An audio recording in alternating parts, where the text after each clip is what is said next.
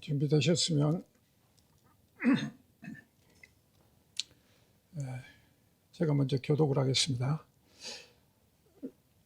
롯이 나가서 그 딸들과 결혼할 사이들에게 말하여 이르기를 여호와께서 이 성을 멸하실 터이니 너희는 일어나 이곳에서 떠나라 하되 그의 사이들은 농담으로 여겼더라.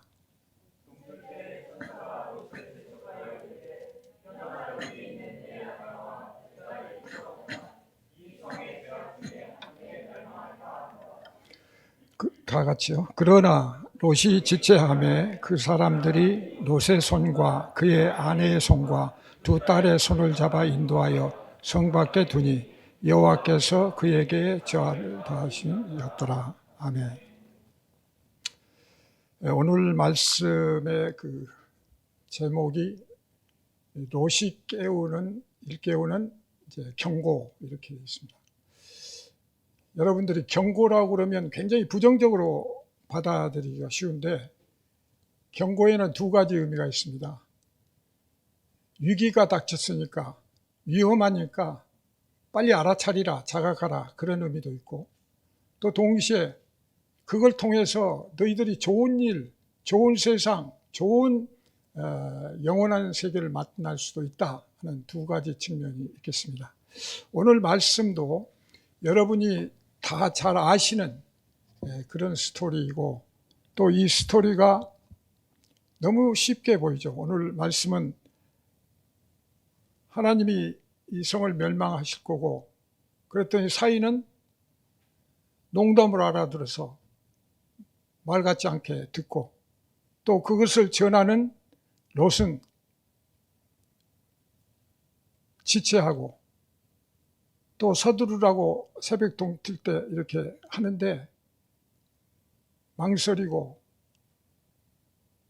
이런 상황에 놓여 있는 겁니다. 그런데 우리가 특히 구약을 읽으면서, 이 스토리를 읽으면서 그동안에 많이 접한 이야기고, 또 이 스토리가 하나의 전설이나 우화나 아니면 어떤 그 고전 작가의 어떤 작품 정도의 수준으로 그냥 보고 지나가게 되면 이 주시는 말씀의 본뜻을 깊이 깨달을 수가 없죠.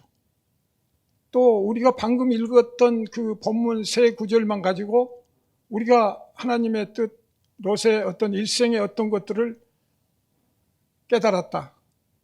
그래서 그게 내 신앙에 큰 도움이 됐다. 앞으로 내 인생이 뭔가 좀 변화를 도모할 수 있겠다. 이런 생각을 갖는다는 것은 굉장히 어렵게 되죠. 그래서 우리가 이 말씀을 접할 때는 하나님께서 왜 이 말씀을 주셨는가?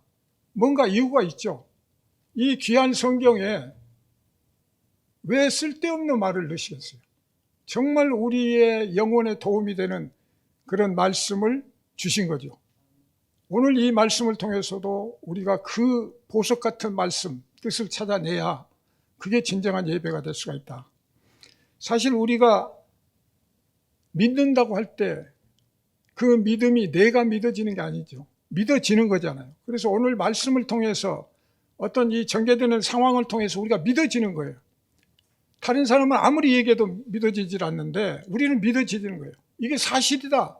이게 무슨 전설이나 동화가 아니라 정말 하나님이 우리에게 주시는 귀한 말씀이다.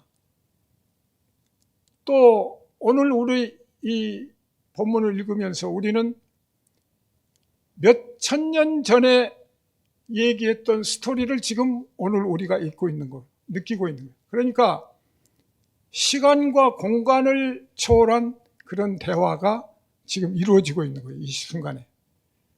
한 걸음 더 나가면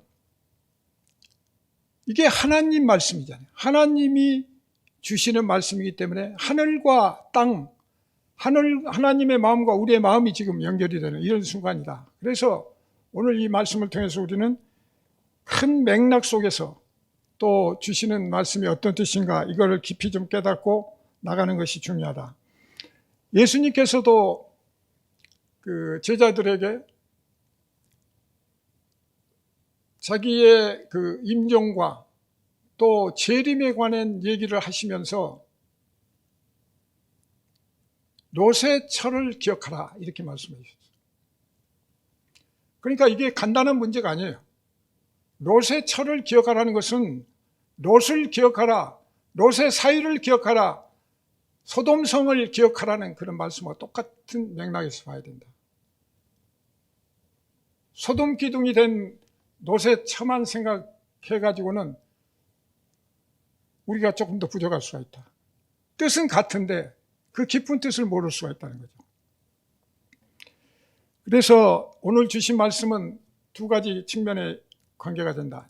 죄와 심판의 문제가 있고 은혜와 구원의 문제가 있다. 그러니까 이 두 가지 축을 하나님께서 지금 전달하기 위해서 이 말씀을 주신 거다. 이렇게 전제가 된다. 근데 이 말씀은 또한 현재적이면서 미래적인 종말론적인 그런 개념이다. 그 당시의 사람들에게는 그게 현실이었지만 오늘 우리에게는 바로 우리에게 주시는 말씀이다. 이 생각을 깊이 깨달아야 됩니다. 그래야 우리가 그 말씀에 깊이 젖어들 수가 있는데, 그렇지 않고 옛날 지나간 얘기 이렇게 보면 이게 너무 수박 겉핥기식이 될 수가 있다. 여기에는 한 가정 롯의 가문의 문제가 있죠. 동시에 전 인류에게 주시는 말씀이다. 또 전 후대에 주시는 말씀이다. 이런 개념에서 봐야 된다. 그런데 오늘 주제를 보면 소돔이 타락했다. 소돔성 사람들이 거짓되고 악하고 더럽다. 이런 메시지가 지금 들려 있는 거죠. 그것을 이제 우리가 어느 정도 도대체 얼마만큼 타락하고 얼마만큼 이렇게 부끄러운 일들을 했으면 오늘 하나님이 지금 내려오실까? 지금 하나님이 내려오셔서 어떻게 해서 심판의 문제를 얘기하실까? 이런 관점에서 우리가 봐야 된다. 우선 그 타락의 정도를 여러분이 잘 아시다시피 창세기 18장 22절하고 33절에 그 아브람과 여호와 하나님 간의 그 대화를 보면 알잖아요. 거기 대화에 어떻게 나옵니까? 이 소돔을 내가 멸망하러 왔는데 거기에 50명만 있어도 의인이 있으면 멸하지 않겠다고 그러다가 거기서 5명 뺀 45명이면 어떻습니까? 또 더 빼서 40명이면 어떻게 멸하지 않으시겠습니까? 30명이면 어떻습니까? 20명이면 어떻습니까? 10명이면 어떻습니까? 이렇게까지 계속 아브라함이 여호와 하나님하고 딜을 하는 거예요. 근데 하나도 의인이 없다. 로마서 얘기한 것처럼 의인은 없으니 한 사람도 없는 거예요. 전부가 지금 의인이 아닌 사람들이 사는데 거기서 또 문제가 있기 때문에 하나님이 여기에 오신 거다. 그래서 천사가 이 두 천사가 이제 소돔성 앞에 왔죠.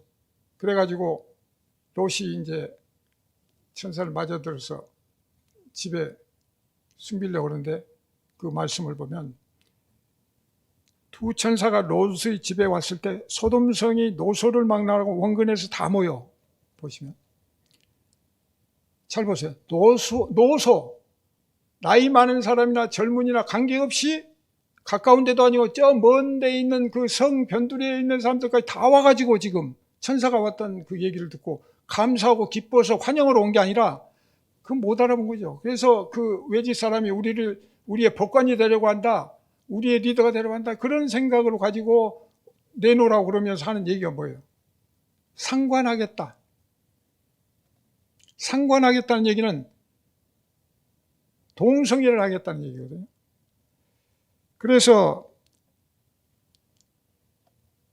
인간이 죄를 짓는 이 죄 중에 가장 악랄한 죄가 뭔가 여러분이 생각할 때 어떤 죄입니까? 바로 동성애. 이 동성애가 오늘 성경이 얘기하는 가장 핵심적인 내용인데 여기에 모든 죄가 다 들어있는 거죠. 최고의 극악한 그 상황까지 간 죄가 동성애다. 이렇게 봐야 돼요. 소돔이죠. 영어로 소돔이가 동성애예요. 그러니까 소돔에서부터 영어 단어 소돔이가 나와서 동성애라는 얘기가 나왔는데 오늘날 우리 서울 시내도 보면 동성애자들이 퀴어 축제니 뭐 축제까지 하겠다는 거예요. 그러면서 그것을 인권 문제라고 생각해서 법제화해가지고 보호하겠다는 거예요. 세상이 이만큼 타락했어요. 그러니까 소돔성의 문제가 아니라 오늘 현재 우리가 살고 있는 이 서울의 문제고 우리 대한민국의 문제고 전 세계적인 문제다. 제가 얼마 전에 그 미국 갔을 때 샌프란시스코를 간 적이 있거든요. 샌프란시스코의 그 금문도 옆에 그 공원이 있는데 거기 공원을 이렇게 걸어서 올라가는데 이 집들이 말이죠. 줄줄이 그 올라가는 집에 이게 무슨 점쟁이들 우리나라 뭐 하듯이 이렇게 깃발이 달려있어요. 그래서 저게 뭐냐 그랬더니 저게 동성애 표시래요. 근데 집이 한두 집이 아니에요. 올라가는데 줄줄이 전부 깃발을 날리고 있어요. 그리고 앞에 다니는 사람들이 남장 여장을 하고 이렇게 가는데 꼭 부부 같아. 근데 그게 여장을 하고 그러니까 우리 처음 보는 사람들은 헷갈리죠. 그만큼 동성애가 공인화되고 합법화되고 인정하고 인권 문제라고 치는데 하나님은 이 문제를 가장 심각하게 보시는 거예요. 왜? 이게 인간 본성의 문제거든. 인간 본성을 지금 망가뜨리는 거니까 그건 사람도 아니다. 짐승이나 짐승보다 더 못한, 개돼지만 또 더 못한 그런 상황이라는 것을 말씀하고 계시는 거예요. 그래서 오늘 그 말씀을 이렇게 보면은 로마서 1장 26절 27절 말씀을 보면 여기 나오죠. 바꾸어 영리로 쓰는 거예요. 여자나 남자나 모든 것을 바꾸어서 영리로 거꾸로 쓴다는 거예요. 그러니까 인간은 태어났으면 그 자기의 자리에서 인간됨을 지켜야 되는데 인간성, 인간 본성 이것이 지금 흐트러지고 무너지니까 이게 문제가 되는 거죠.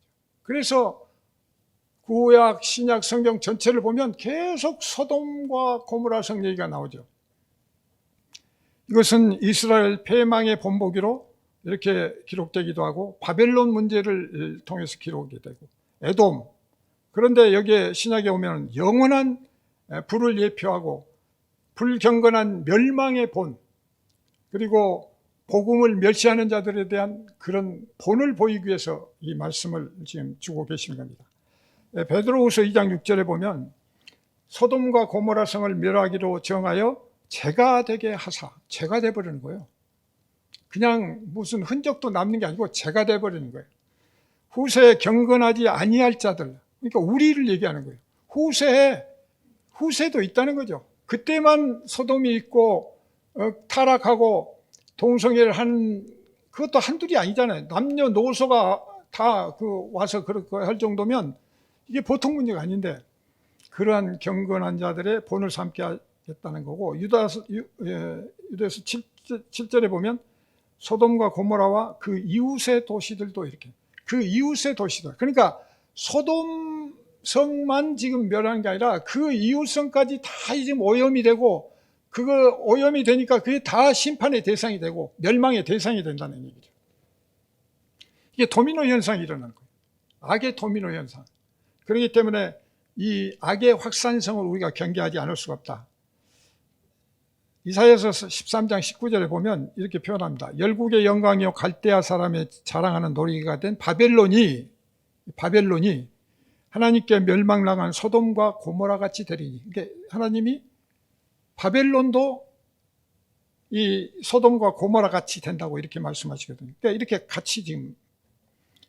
그래서 영국의 유명한 작가, 기독교 작가 C.S. 루이스는 이제 이렇게 얘기합니다. 저주받은 영혼들은 인간 형태를 가진 얼룩이라고 그래요. 얼룩. 그러니까 사람도 아니라는 얘기예요. 그냥 하나님의 형상으로 창조된 그 인간이 아니라 그냥 하나님 형상으로 창조된 거기에 어떤 얼룩 하나 띄어간 그런 정도다. 짐승 정도도 안 된다. 이런 표현. 짐승은 아무리 뭐 해도 지 자리 지키거든요. 자기 역할을 해요. 그래서 죄를 짓는 모든 그 행위는 인간성을 상실해가는 과정이다. 이렇게 표현을 합니다. 그래서 죄가 우리를 위험에 빠뜨리는 가장 이유는 뭐냐? 죄가 그 진행하는 과정에서 점진적으로 진행해 가는 거다. 그래서 이 죄가 오직 즐거움과 자기 중심, 자기 기쁨 이런 것으로 인해 가지고 결국 추구하는 것들이 점점점 미끄러 들어가고 늪에 빠지는. 그래서 지옥이라고 하는 것이 우리가 생각할 때는 뭐 큰 범죄를 지었고 살인마 저놈 죽일 놈 하면서 그 놈은 지옥에 갈 거야 이렇게 얘기하는데 그게 우리의 착각이에요. 지옥은 자진해서 자기가 스스로 자기의 존엄성과 인간의 가치 이거를 무너뜨리고 그렇게 살아가는 그 사람 자체가 죄라는 거죠. 죄가 따로 있는 게 아니에요. 하나님의 은혜로부터는 점점 멀어지고 오직 인간성을 상실해버린 이런 사람 같지도 않은 사람들이 벌이는 짓이 동성애다. 그래서 이렇게 표현해요. 그 사람에게 이 인간성의 불꽃, 불씨가 조금이라도 남아있으면 천사들이 와서 그 불씨에다가 입김을 불어 넣어가지고 그걸 살려낼 텐데 그것도 없다는 거죠. 죄가 되어버렸다는 거예요. 구원할 수가 없다는 거죠. 그래서 이것이 우리 인간이 현재 점하고 있는 비극이다. 그래서 우리는 구원이 될 건가 안 될 건가 이 걱정할 때가 아니다. 왜? 하나님의 구원 계획은 확실하고 분명하기 때문에 무슨 구원이 될 거냐 안 될지 요 수준의 문제가 아니라는 거죠. 진짜 문제는 구원할 수 있는 인간성의 그 불꽃, 불씨가 있느냐 없느냐. 근데 그게 조금만이라도 있으면 천사가 아니면 여러분이 전도할 때 그 말씀을 던지면 그게 불이 살아나가지고 불꽃을 피우면서 하나님 앞으로 구원받는 그런 존재가 될 텐데 그것이 안 된다는 거죠. 고린도전서 6장 9절에 보면 불의한 자가 하나님의 나라를 유업으로 받지 못할 줄 알지 못하느냐 이렇게 얘기하고 미혹을 받지 말라 해놓고 이제 중간에 뭐예요? 음행, 우상, 숭배, 간음, 탐색, 남색, 도적, 탐욕, 술 취하는 모욕 속에 빼앗는 자들 뭐 이런 식으로 표현해놓고 또 뭐냐? 하나님의 나라를 유업으로 받지 못하리라 이래요. 그러니까 하나님의 나라의 유업을 받지 못할 자들이 이렇게 이제 가운데 끼어 있는데 이런 모든 죄들이 포함된 가장 대표적인 죄가 동성애다. 인간 기본의 그 불꽃도 없는 잿더미들이니까 그런다. 그래서 이런 불꽃이 꺼져가는 자들 속에서 하나님이 하늘에서 이렇게 내려다 보시면 어떻게 보시겠어요? 아, 저놈 죄인, 너도 죄인. 그럼 우리는 다 죄인이니까. 하나님이 너 죄 큰 거 죄했으니까 크고 작고 이걸 지금 보시는 게 아니다. 하나님이 보시는 거는 너한테 인간의 그 불꽃, 불씨가 있느냐 이걸 보신다.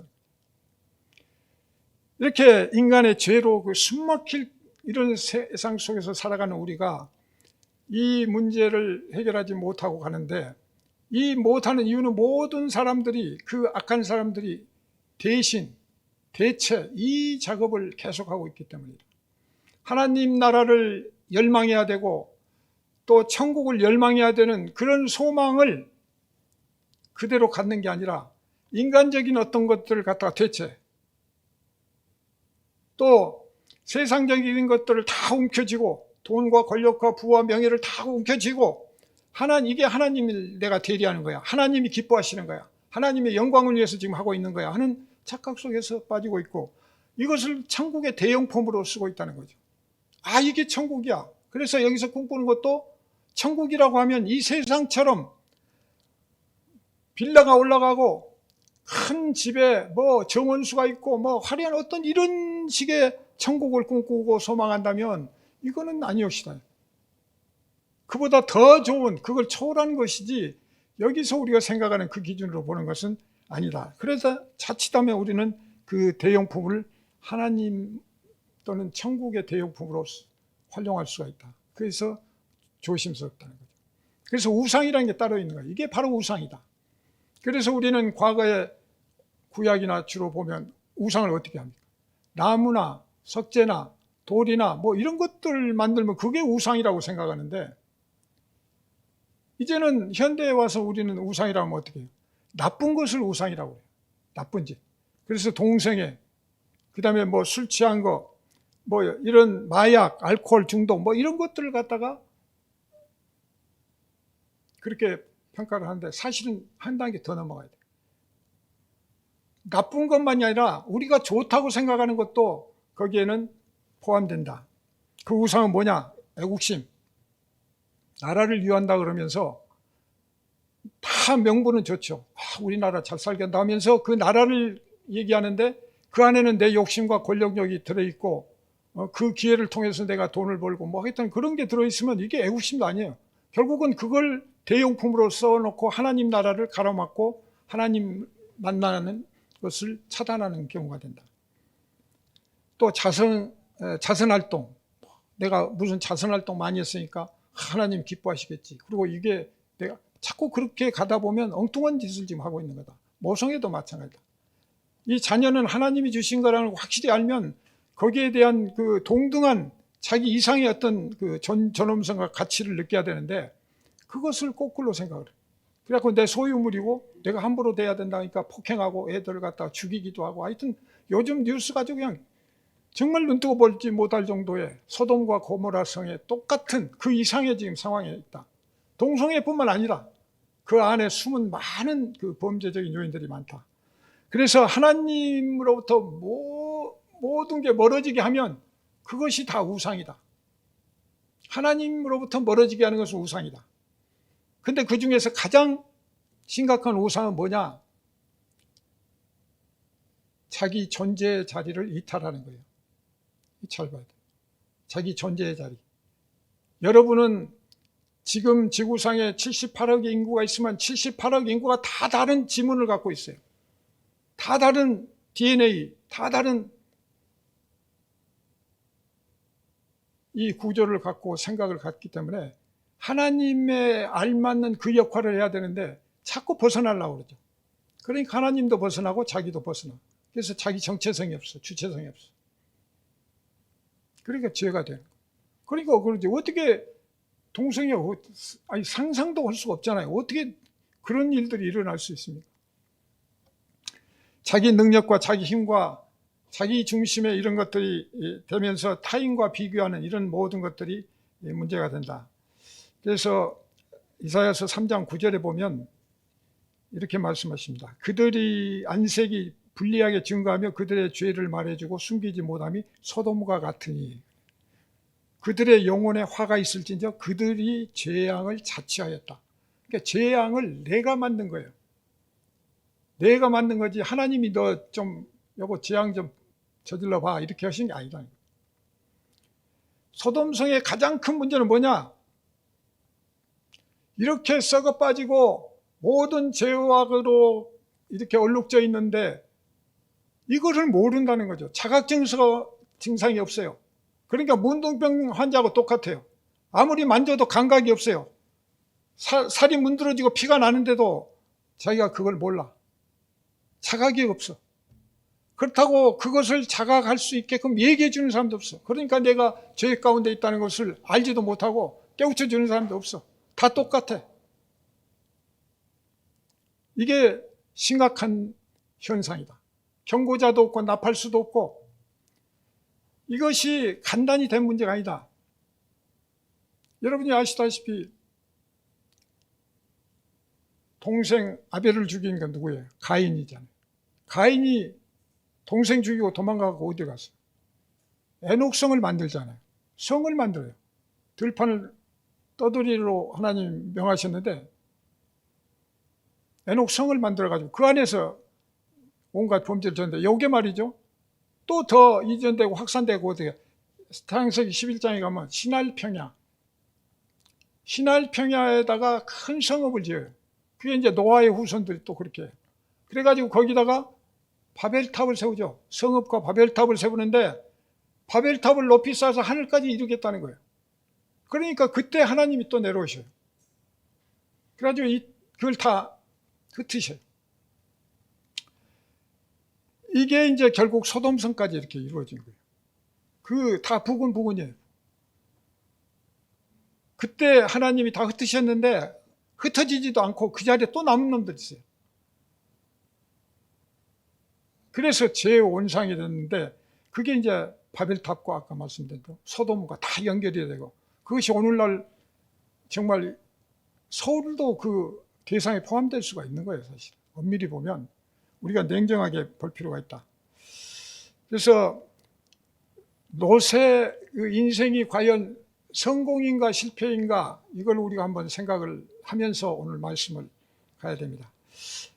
이 성공과 실패를 판단하려면 오늘 그 사위한테 가볍게 전달해 갖고 사위한테 거절당하는 그런 정도 수준이 아니라, 또 자기 자신도 지체하는 이유가, 망설이는 이유, 꿈을 대는 이유가 뭔지, 이것을 그 전반부터 우리는 한번 생각을 해야 된다. 처음에 출발할 때 어디입니까? 우르에서죠. 우르에서 베라가 그 아브라함과 이 롯을 데리고 이제, 그래서 하란에서 멈췄다가 데라는 죽고 이제 아브라함이 나가는데, 여기 보면 창세기 12장 4절 보면 아브라함이 여호와의 말씀을 따라갔다요. 말씀을 따라간 거예요. 근데 롯은 누구를 따라갔어요? 아브라함을 따라간 거예요. 말씀을 따라간 사람과 아브라함을 따라간 사람하고 그 갭이 생기는 거예요. 차이가. 그런 관점에서 봤는데, 그런데 롯의 인생이 그나마 가나안까지 가가지고 뭐 아브라함 따라서 잘 다니다가 뭐 했는데, 문제가 된 게 뭐예요? 문제가 된 게 부자가 된 거예요. 인간성의 그 불꽃이 지금 사그라들고 어두워지는 그 과정이 창세기 13장 9절 10절에 보면 여러분 잘 아시다시피 내가 좌하면 나는 우하고 내가 우하면 나는 좌하리라. 그래서 아브라함하고 롯하고 얘기를 하죠. 근데 그 이유는 뭐냐면 너무 소유가 많아져 가지고 뭐 동물이고 뭐 하니까 그 같이 일하는 하인들끼리도 막 싸우는 거예요. 영토 싸움을 하고. 그러니까 이게 이제 헤어지자 그런 건데, 그때 선택한 데가 어디예요? 소알까지 이렇게 온 땅을 봤는데 물이 넉넉하다. 그러니까 평지고 그 물도 넉넉하고, 그러니까 저기가 좋은데 하고 그렇게 해서 결정해서 간 거예요. 그러니까 사실은 족하면 아이 삼촌이 먼저 알아서 하세요. 저는 그게 따르겠습니다 했어. 만약에 아브라함이 소돔 쪽으로 갔으면 어떻게 됐을까? 최소한 몇 명은 구원을 했을 거다 이렇게 보고, 아니면 소돔성 전체를 변화시켰을 수도 있어요. 그런데 소돔성으로 간 게 이 롯이다. 근데 롯이 그쪽으로 가는데 13장 12절에 보면 가나안 땅의 거주에 아브라함은 거기에 있고 롯이 그쪽으로 가는데 도시를 머무르다가 뭐예요? 그 장막을 옮겨서 소돔까지 갔다. 그러니까 소돔까지 가가지고 결국 소돔 근처에 가 있다가 결국은 소돔 안으로 들어간 거예요. 그러니까 죄한테 빨려 들어간 거예요. 그래 들어가가지고 지금 그 고난을 감내를 해야 되는데, 소돔으로 가자고 하는 이유가 뭐였을까요? 아까 롯은 그런 좋은 땅을 보고 했는데 거기 아내도 있고 딸도 있었으면 거기에서 뭔가 이견이라도 제기했으면 달라졌을 텐데, 롯의 아내는 아마 그랬을 거예요. 거기 가면 도시니까 화장품도 좋은 화장품 쓸 수 있고, 멋진 문화 예술 관람도 할 수 있고, 친구도 많이 사귈 수 있고, 그러니까 갑시다 이렇게 더 부추겼을 수도 있고. 롯의 딸들은 어떻게 했을까요? 거기 가면 좋은 대학도 있고 거기에 가면 좋은 환경에서 좋은 친구들 만나고 그러니까 컴퓨터도 마음대로 할 수 있고, 이런저런 이유로 해서 그냥 가자고 했어요. 그래가지고 몽땅 그렇게 해서 갔는데, 롯에 들어가서 빨려 들어가가지고 이제 그 안에서 견뎌낸다는 게 보통 일이 아닌 거죠. 그래서 이 13장 13절에 보면 소돔 사람은 여호와 앞에 악이며 큰 죄인이었더라 이렇게 성경에서. 그러니까 그 롯이 그 가려고 결정하는 그 순간에 이미 성경에서는 그 지역이 어떻다는 것을 이미 예고를 하고 있는데, 그 정보를 정확히 판단하고 정확히 내 걸로 받아들여야 하는데 그걸 그냥 지나는 얘기로 하고 그냥 카더라 하는 그 소문만 듣고 지금 간 거죠. 그래서 여기에 문제가 있는 거다. 그래서 가는데 전혀 소돔의 상황도 고려하지 않고 어떤 믿음의 문제도 고려하지 않고 이렇게 이제 그냥 간 거예요. 그래서 결국은 그 영혼이 유익한 그런 부분들을 놓친 거다. 그래서 이제 하나님이 내려오신 거예요. 그래서 하나님이 내려오신 이유가 뭔가, 이것도 우리가 지금 잘 생각을 해야 한다. 어쨌든 하나님과 이렇게 인간이 만날 수 있는 접촉점이 지금 이루어진 거예요. 그것도 하나님이 내려오신 거예요. 그래서 우리가 하나님을 찾아간 게 아니라 하나님이 내려오신 거예요. 그래서 우리 기독교 신앙의 그 독특성이 여기 있는 거예요. 예수 그리스도가 성육신에서 오셔서 빛을 보여주셨고, 이렇게 찾아오셔서 지금 길을 예비하시는데, 그 길이 뭐냐? 한쪽은 멸망의 길이고 한쪽은 구원의 길이라는 거죠. 근데 이 부분을 명확히 하지 않으면 굉장히 문제가 된다. 그래서 심판이나 구원이나 모든 게 주님 손안에 달려. 그래서 우리가 주님한테 매달리고 주님께 기도하고 찬양하고 할 수밖에 없는 게, 우리가 소돔성에 살고 있고 아니면 소돔성 근처에 있더라도 우리는 늘 유혹을 받게 되고 저것이 좋아 보이니까, 그래서 우리 마음은 늘 흔들리게 됩니다. 그래서 매일 기도해야 되고 주일날 꼬박 예배도 드려야 되고 중간에 뭐 어떤 모임이 있으면 거기 가야 되는 거예요. 그래야 그나마 거기에서 그 인간성의 불꽃, 불씨를 그냥 살릴 수 있고 그것을 간직할 수가 있는데, 그게 아니면 어느 세월에 그거 다 소멸되고 죄만 남는 그런 존재로서 그저 왔다리 갔다리 이렇게 될 수가 있는 거죠. 그래서 오늘 이 말씀 중에서 굉장히 깊은 의미가 많습니다. 그런데 창세기 18장 1절 2절과 9절 1절에 보면 하나님이 이제 여호와께서 오시거든요. 18장 1절 2절 여호와께서 마므레의 상수리 나무들이 있는 곳에 아브라함에게 나타나시니라. 그러니까 아브라함에게 나타나신 거예요. 오세요. 하나님 어시옵소서 해갖고 오신 게 아니라 그냥 오셔서 나타나신 거예요. 그게 굉장히 중요한 문제이고, 그런데 거기 잘 보시면 사람 셋이 맞은편에 있다. 그러니까 아브라함이 눈을 딱 떠보니까 사람 셋이.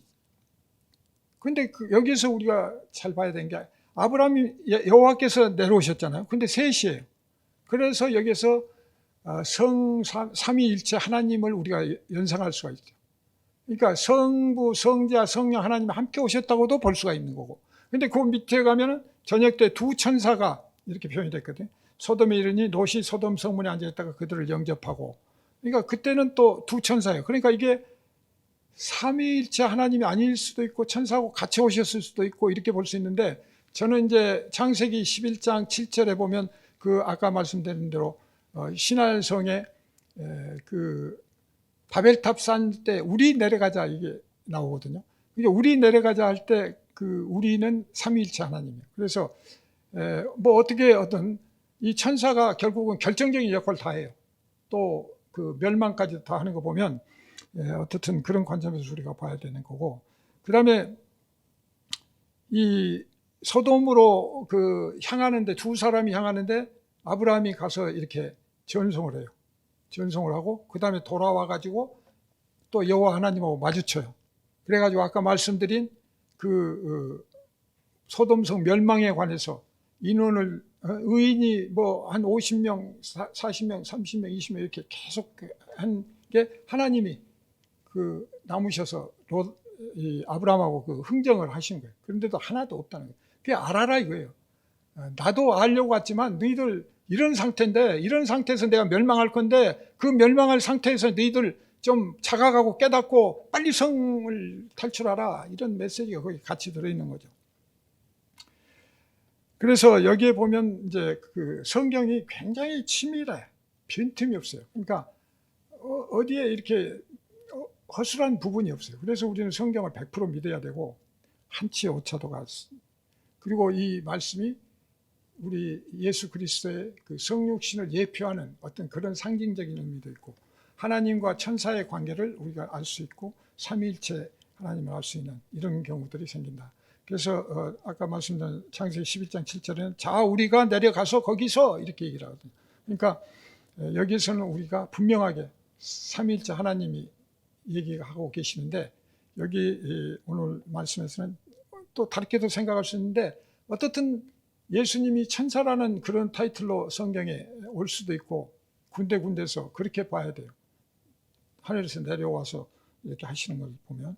그런데 여기서 이제 롯이 그 선행을 하나 합니다. 그 성문 앞에 기다리고 있다가 그 천사들을 알아보거든요. 또 아까 앞에서 봤던 아브라함도 자기가 있는데 이제 눈을 들어서 보니까 세 사람이 있는 걸 봤잖아요. 근데 그걸 하나님으로 알아본 거죠. 그래서 아브라함은 막 달려가잖아요. 달려가서 그냥 엎드려서 이렇게 영접을 하고. 근데 롯은 그냥 앉아있다 일어나 가서 영접해요. 거기서도 차이가 나요. 그런데 여기에서 그 성 내에는 모든 온갖 타락의 그런 것들이 지금도 들끓고 있는데, 그래도 뭔가 그 롯이 성문 앞에 나와 있다는 이게 굉장히 좀 의미가 있어요. 나름대로.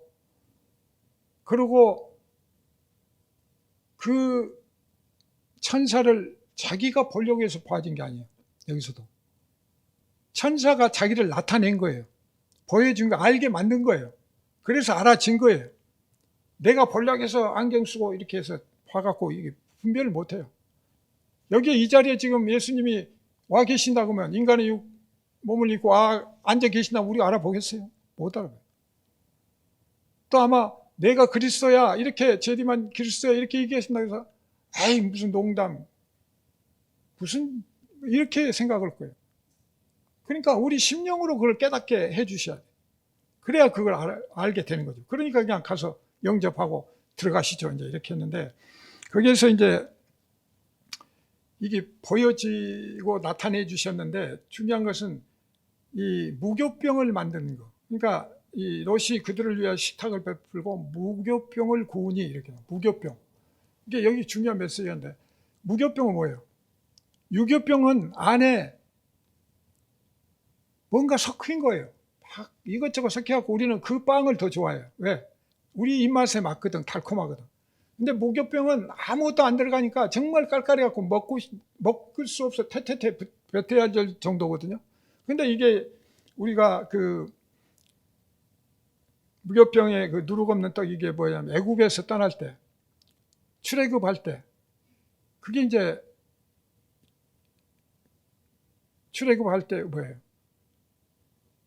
양을 잡고 그 다음에 고기를 먹고 그 다음에 피는 문에 발두고, 그래서 하나님이 넘어가시고 그 장자들은 죽지 않잖아요. 그러니까 이런 과정에서 6월절이 생겼죠. 패스오버 6월절이 생기고, 그 예수 그리스도의 그 피 흘리시고 죽으심 그 다음부터 무교병이에요. 일주일간. 왜? 이것을 기억하기 위해서, 이걸 잊지 않기 위해서 그 쓰디쓴 맛없는 무교병을 일주일간 먹는 게 무교절이에요. 그것은 결국 죄로부터 해방이다. 그래서 오늘 고린도전서 5장 8절에 보면 너희는 누룩 없는 자인데 새 덩어리가 되기 위하여 묵은 누룩을 내버리라. 그러니까 과거 쓸데없는 구습, 모든 걸 버리라는 거죠. 우리의 유월절 양 곧 그리스도께서 희생되셨나. 그래서 이게 연결이 되거든요. 그래서 무교병을 구워서 먹었다고 하는 것은, 아니 천사가 왔는데 양도 한 마리 잡고 소도 한 마리 잡고 하면 얼마나 좋겠어요. 근데 무교병을 했다는 것은, 그래도 나는 앞으로 출애굽 때 그 메시지가 지금 여기 들어있는 거예요. 그래서 최소한 나는 패스오버 6월절을 넘어온 그런 믿음 있는 자로서의 어떤 자리에 서 있다, 그런 메시지가 같이 들어있죠. 그런데도 불구하고 이제 이 전개되는 상황들이 위태위태하잖아요. 그래서 그게 결국은 우리의 모습이다, 우리의 자세다, 이런 것들을 한번 염두에 두셔야 된다. 그래서 이 하나님이 이제 특단의 조치를 하시기 위해서 지금 들어오신 거잖아요. 그래서 오늘 오신 것은 정보를 주시기 위해서 오셨다. 멸망의 경고의 그 정보를 주시기 위해서 오셨고, 동시에 은혜와 구원의 정보를 동시에 주시기 위해서 오셨어요. 그러니까 그 한 가지 메시지에 그게 두 개가 들었어요. 그러니까 내가 어떤 쪽으로 보느냐, 어떻게 받아들이냐에 따라서 완전히 생과 사가 갈리는 그런 귀중한 상황이 된다. 그래서 창세기 19장 12절 13절에 이렇게 보면 그 구할 때 다 불러내라고 그러죠. 그래서 사위나 뭐 딸이나 아내나 또 뭐 속한 가족들은 다 구원해내겠다. 그래서 이게 구원의 많은 그 폭을 넓혀 놓으신 거예요. 그래서 여기서 보면 니느웨 성 아시잖아요. 니느웨 성도 그 타락했는데, 그런데 그 성은 12만 명이가 되는데 그 인원을 다 살리시거든요. 그러니까 소돔 성도 아마 조금만 이 인간성 그 불꽃의 불씨가 남아 있으면 아마 살리셨을 텐데 도저히 이게 안 되는 거예요. 그리고 마지막에 이거 테스트하기 위해서 오셔가지고 이렇게 봤는데, 그래서 성 밖으로 나오면 되는데 성 밖으로 나오질 않아요. 그래서 결국은 그 사위는 농담으로 여겼어요, 그 메시지를. 그리고 또 이 롯 자신도 지체하고 꾸물거리고, 그래서 빨리 나오질 않은 거예요. 그러니까 거의 비슷하게 오염되어 있는 상태예요. 그래서 여기서 주의해야 될 것은 이 메시지를 주는 말하는 사람의 말하는 자, 화자가 있는가 하면 듣는 사람, 청자가 있어요. 똑같은 말인데 말하는 사람이 농담으로 하면 말 듣는 사람이 진담으로 알아들으면 어떻게 돼요? 그럴 수도 있죠. 그냥 속은 거죠. 근데 말하는 사람이 예를 들어서 진담으로 했는데 받아들인 사람이 농담으로 봐요. 사유가 그래서 장인이 얘기하는데 그냥 농담으로 받아들이고, 또 장인은 강력하게 신념을 갖고 얘기를 해야 되는데 그냥 비슷하게 얘기하니까 꼭 저 에덴 동산에서 아담하고 하하고 벌어졌던 얘기하고 비슷해요. 대화를 하는데 직접적으로 강력하게 메시지를 전달한 게 아니라 어정쩡하게 이렇게 전달했다. 그래서 꾸물거리는 그런 원인이 됐다. 그래서 이 여전히 꾸물거리는 이런 상황, 이것이 오늘 우리에게도 있을 수 있다.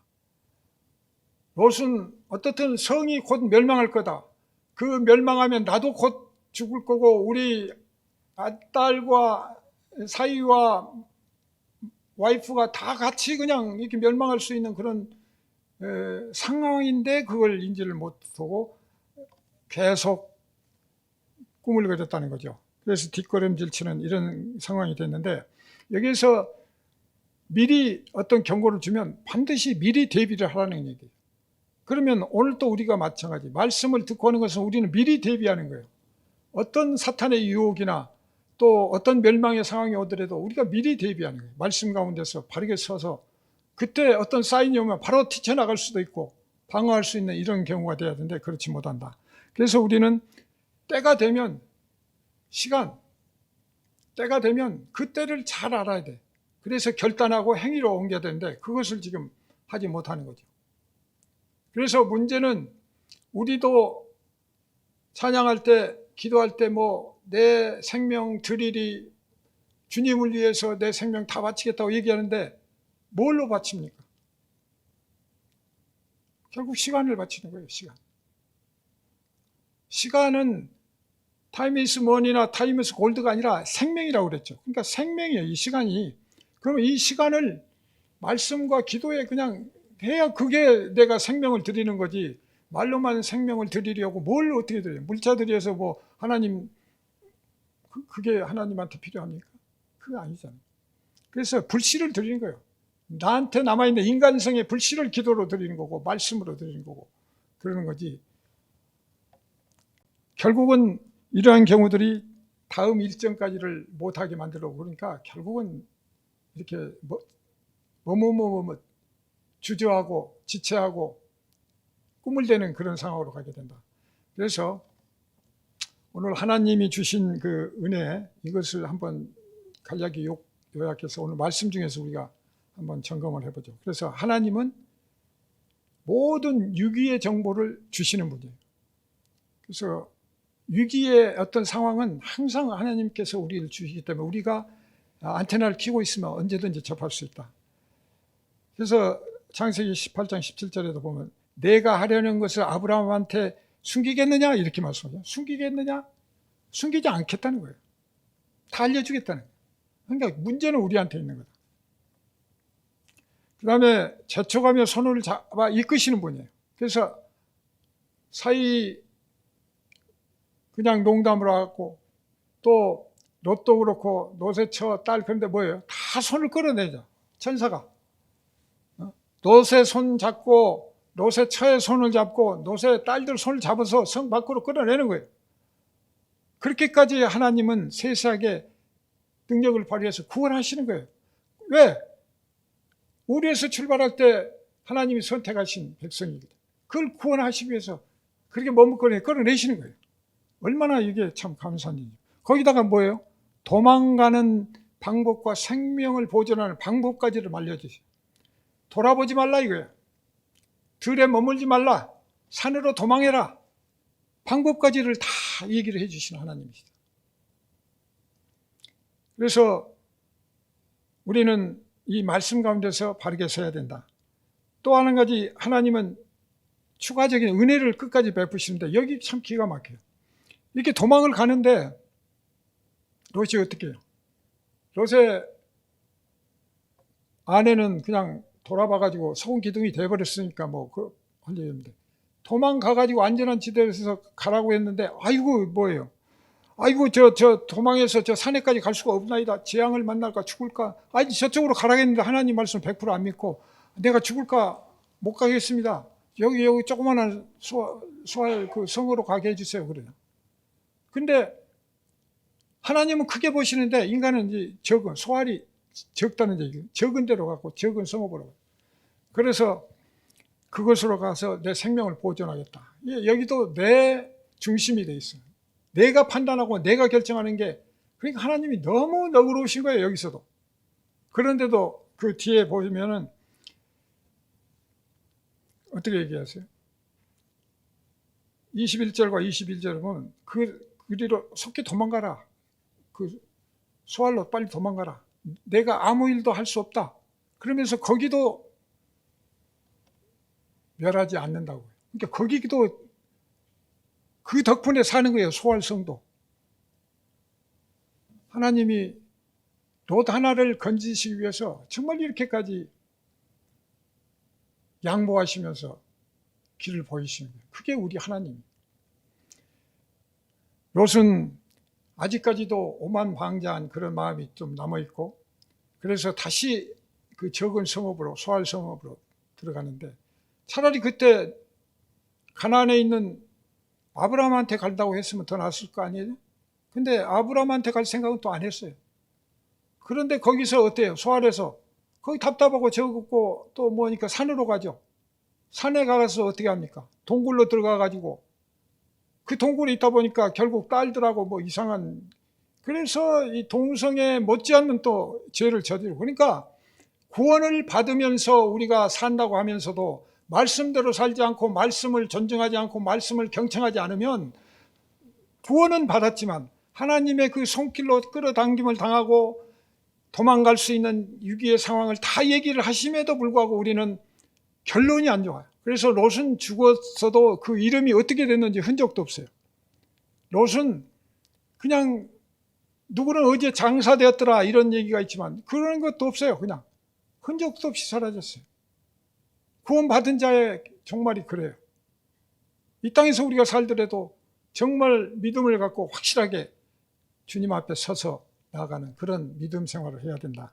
그래서 오늘 롯이 우리에게 그 얘기하는 것은 여러 가지가 있는데, 그래도 하나님이 마지막 더 자비를 베푸시는데 베드로후서 2장 6절과 9절을 한번 말씀 보시겠습니다. 다 같이 한번 읽으실까요? 시작.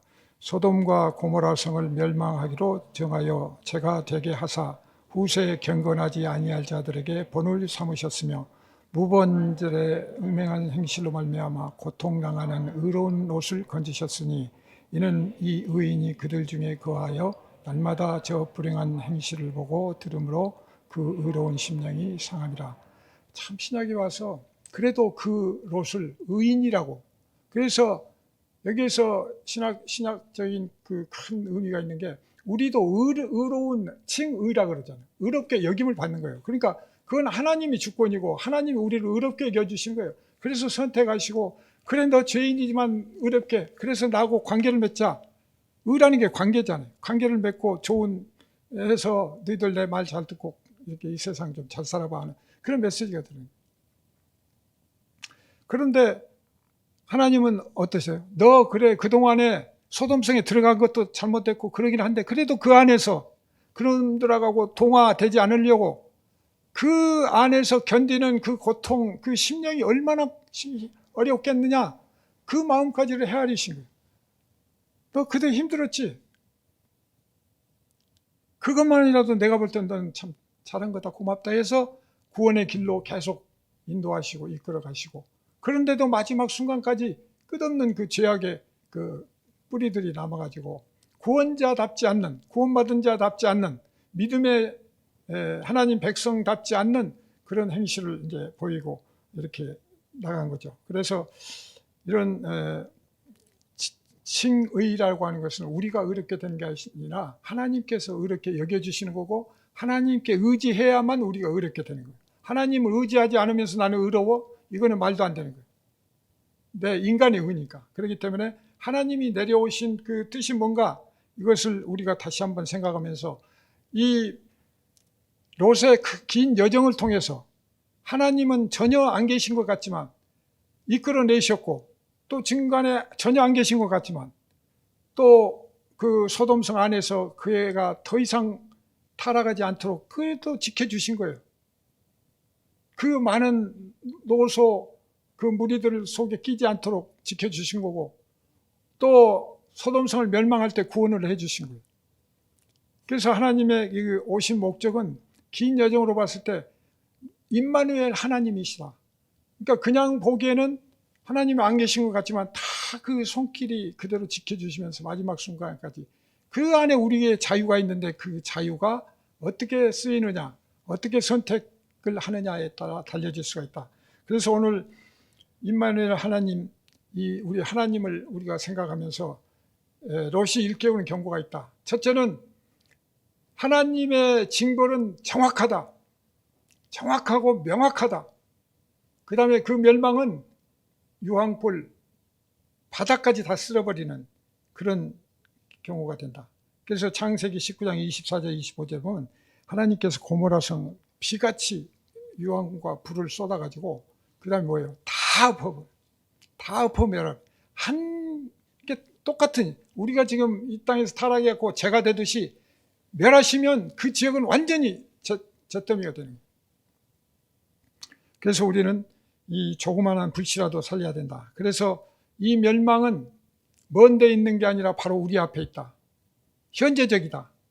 그렇기 때문에 먼 옛날 얘기로 보는 게 아니라 지금 현재 우리 땅에, 이 땅에 아직도 우리는 동성애가 판을 치고 있고 그것을 그냥 눈 감아주고 있고, 그걸 보호하기 위해서 인권이라는 이름으로 여러 가지 문제들이 전개되고 있는 이 상황들을 우리는 다시 한번 보고, 이 평범한 일상 가운데 우리는 죄 가운데서, 멸망 가운데서, 위기 가운데서 이 유황불과 함께 존재하는 그런 관계에 있다. 그리고 마지막으로 자기 삶과 영혼을 챙겨야 된다. 그래서 예수님께서 누가복음 17장 27절 30절에서 이렇게 말씀하십니다. 그 노아가 방주에 들어가기 전에도 사람들이 뭐예요? 먹고 마시고 장가들고 시집가는. 그런데 노시 때는 어떻게 됐어요? 노시 때도 먹고 마시고 팔고 심고 집을 짓더라. 그러니까 조금 더 발전해서 오늘 우리 세계사하고 똑같아요. 부동산 투기하려고, 아니 뭐 요즘 뉴스에 보면 아이 그렇게 뭐 자기 살만한 집이 있으면 되는데 그걸 가지고 또 나쁜 짓에서 돈 받아가지고 또 그걸 가지고 가서 더 큰 빌딩을 사고 땅을 사고 막 그거 어떻게 하려고요? 지금 난 영원한 부자가 없어요. 그런데 그렇게 빠지면 그것이 죄악이다. 그러니까 그런 것만 추종하다 보니까 전부 이 코로나 때문에 좀 거리두기 하라했더니 막 밤 문 닫아놓고 밤새 술판 벌다가 경찰한테 막 잡혀 들어가고 하는 게 보면 정말 위태위태한 우리 상황에서 살고 있다. 그래서 우리는 예수님께서 말씀하신 롯의 철을 기억하라. 동시에 롯을 기억하라. 롯의 사이들을 기억하라. 소돔성을 기억하라. 우리는 기억해야 돼요. 늘 마음속에 간직하면서 인간성의 그 불꽃을 꺼치지 않도록 우리의 인간성의 불씨를 살리는 이런 일에 매일매일 우리가 힘을 합쳐서 서로 격려하면서 이 위기 상황을 극복해 나가야 돼요. 맞습니다. 기도하겠습니다. 하나님 아버지,